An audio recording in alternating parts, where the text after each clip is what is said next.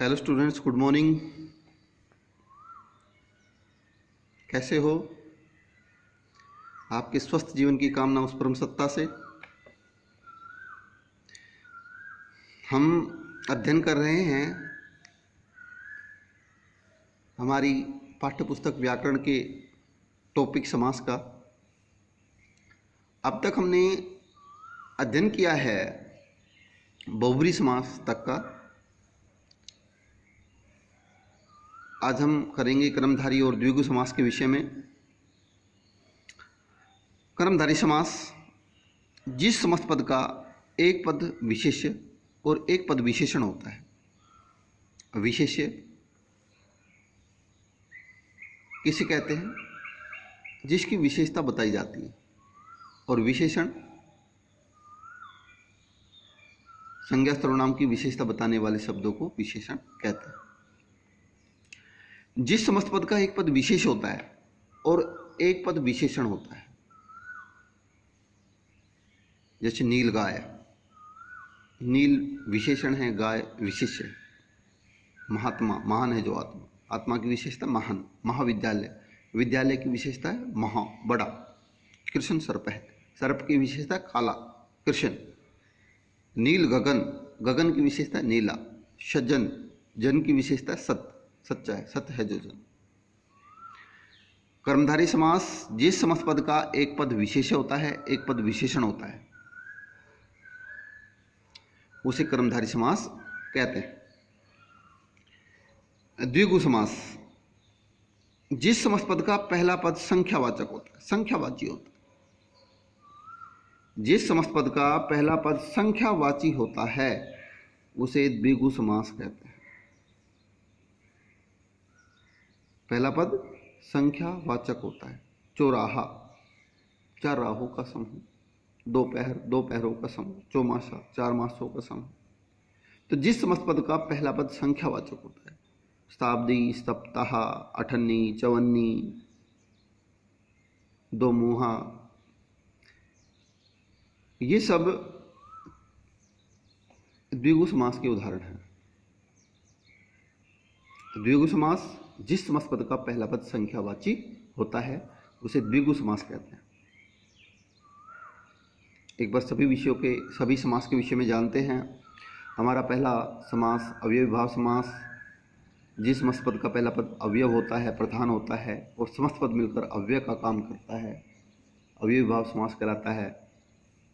तत्पुरुष समास जिस समस्त पद का दूसरा पद प्रधान होता है उसे तत्पुरुष समास कहते हैं। द्वंद्व समास जिस समस्त पद के दोनों पद प्रधान होते हैं उसे द्वंद्व समास कहते हैं। बहुब्री समास जिस समस्त पद का न तो पूर्व पद प्रधान हो न उत्तर पद प्रधान हो, दोनों पद मिलकर किसी अन्य पद की प्रधानता को दर्शाते हैं, बहुब्री समास कहलाता है। कर्मधारी समास जिस समस्त पद का एक पद विशेष होता है, एक पद विशेषण होता है, उसे कर्मधारी समास कहते हैं। नील गाय, महात्मा। द्विगु समास जिस समस्त पद का एक पद संख्यावाचक होता है, पहला पद संख्यावाचक होता है, उसे द्विगु समास कहते हैं। जिसका पहला पद अव्यय होता है, प्रधान होता है, उसे अवयवी भाव समास कहते हैं। जैसे यथा शक्ति, प्रतिदिन, यथा संभव, प्रत्येक, अवयवी भाव समास। तत्पुरुष जिसका दूसरा पद प्रधान होता है, राजकुमार, गंगा जल, रसोई घर, पथभ्रष्ट, जेब कतरा।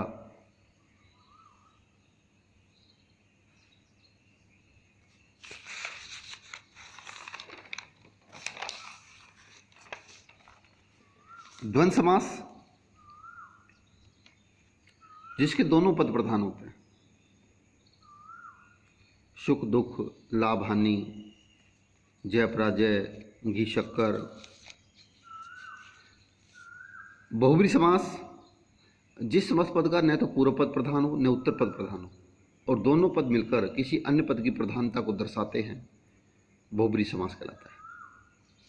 नीलकंठ, ये शिव की ओर संकेत करता है, दशानन रावण की ओर संकेत करता है, लंबोदर गणेश जी की ओर संकेत करता है, गजानन गणेश जी की ओर संकेत करता है। तो जिस समास पद का न तो पूर्व पद प्रधान होता है न उत्तर पद प्रधान होता है और दोनों पद मिलकर किसी अन्य पद की प्रधानता को दर्शाते हैं, बहुब्रीहि समास कहलाता है। कर्मधारय समास, जिसका एक पद विशेष होता है एक पद विशेषण होता है, कर्मधारय समास कहलाता है। महाविद्यालय, कृष्ण सर्पः, नील गगन, सज्जन कर्मधारय समास के उदाहरण हैं। द्विगु समास, जिसका पहला पद संख्यावाचक होता है, संख्यावाचक होता है, चौराहा, दोपहर, सप्ताह, शताब्दी।